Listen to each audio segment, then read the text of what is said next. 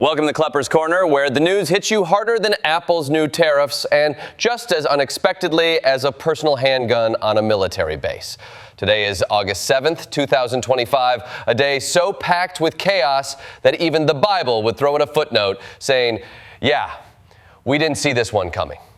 So grab your overpriced imported chocolate before Switzerland tariffs it into oblivion, and let's dive in.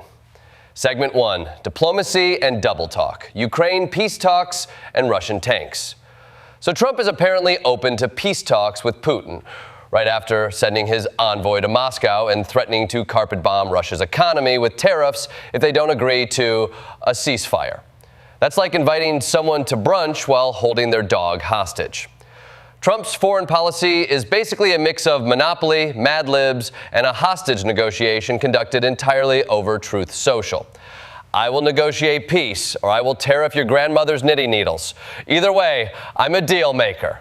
And apparently Putin is more inclined toward a ceasefire, which makes sense now that Russia's already taken Chasiv Yar, Ukraine's fortress belt, and is knocking on Kyiv like a drunk ex-boyfriend who thinks one more speech will fix everything. Meanwhile, Zelensky's on every call with world leaders like a guy at a timeshare pitch. Please, just listen to the whole plan before you walk away. So yes, there's talk of peace, and yes, it's while Russia gains ground, which historically is like your bully saying, let's be friends after stealing your lunch money, your shoes, and your will to live. Segment 2, India tariff smackdown. You bought oil from Russia? That'll be 50%. India is now facing a 50% tariff because they bought oil from Russia, which in Trump's view is apparently worse than storming the Capitol. This is America's version of friendship. You did what was best for your energy-starved population? Cool. Here's a financial nuke. Now India has to decide cheap Russian oil or expensive American friendship. Spoiler, neither option comes with air conditioning. And the White House openly stated it's a penalty for undermining U.S. isolation efforts, which is a very polite way of saying, we expected more peer pressure from you, buddy. The only way this backfires more is if India slaps a 50% tariff on Mar-a-Lago curry night. Segment 3, Tariff Palooza. 66 countries, one man, infinite taxes. New tariffs just dropped like Beyonce's surprise albums. Except instead of dance tracks, we got economic anxiety. Trump used a 1977 law to declare the trade deficit a national emergency, which is like using a fire alarm to microwave soup.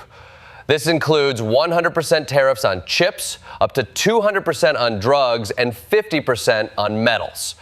Because nothing says America first like paying double for a bag of Doritos, a hip replacement, and some loose copper wiring. But don't worry. Apple pledged $100 billion more for U.S. manufacturing to avoid a 25% iPhone tax. That's right. We bullied a $3 trillion company into building phones in America by threatening to make Gen Z pay full price for cracked screens. Trump also demanded Intel CEO resign over ties to China. Nothing says strong economic policy like calling for a CEO's head during a chip shortage. That's like firing your plumber mid-flood because he once owned a wrench made in Beijing. Segment 4, Gaza. Humanitarian crisis or orchestrated killing? Meanwhile, Gaza's humanitarian crisis continues to be so horrific it makes Mad Max look like a Disney ride. Aid trucks are overturning, children are starving, and the health system is so broken it could be a metaphor for American healthcare.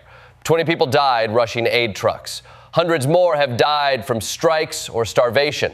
And Human Rights Watch just released a report accusing Israel of using U.S. munitions to hit schools with no military targets nearby. Meanwhile, Israel's hardliners are pushing for full occupation and resettlement of Gaza, which sounds less like policy and more like the rejected plot of a very controversial Netflix special. Netanyahu's own defense officials say it endangers hostages. But apparently some ministers are like, what if we ignore facts and public opinion and do the most explosive thing possible? Which ironically is also how Hollywood greenlights action movies. Segment 5, Sudan and ISIS in Africa, when proxy wars meet genocide. Sudan's civil war has escalated into famine, with Emirati planes allegedly dropping mercenaries like it's a Call of Duty DLC. Meanwhile, aid trucks can't get through, which is warlord speak for "we prefer our civilians extra crispy." And in Africa, ISIS-affiliated groups are targeting Christian villages, burning churches, and displacing 46,000 people in a week.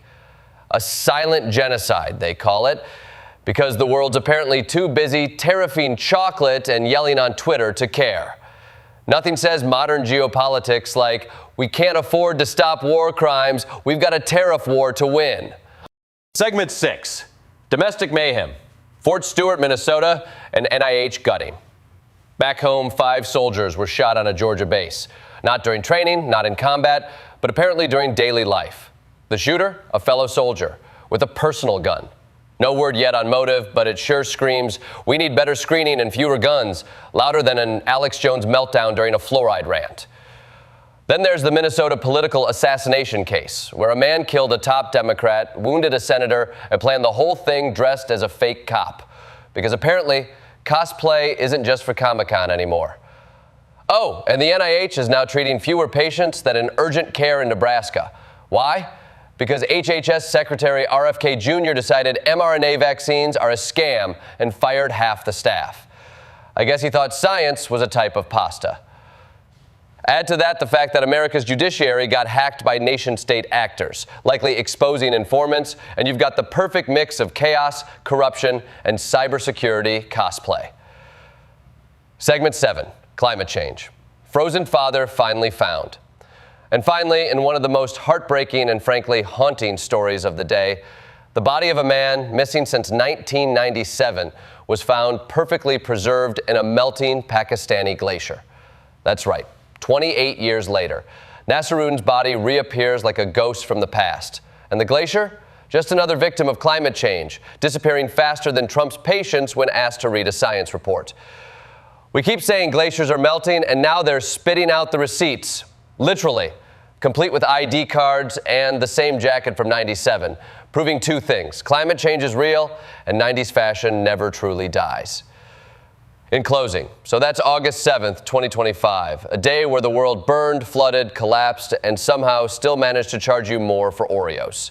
From peace talks held under threat of economic war, to political assassinations dressed as cosplay, to literal bodies thawing out of climate change, this isn't just a news cycle. It's a slow-motion apocalypse directed by Michael Bay and written by Kafka. Stay safe out there. And remember, when the world gives you chaos, don't panic. Just tariff your way to clarity. Until next time, I'm Jordan Klepper, and this has been your daily descent into madness, also known as Klepper's Corner.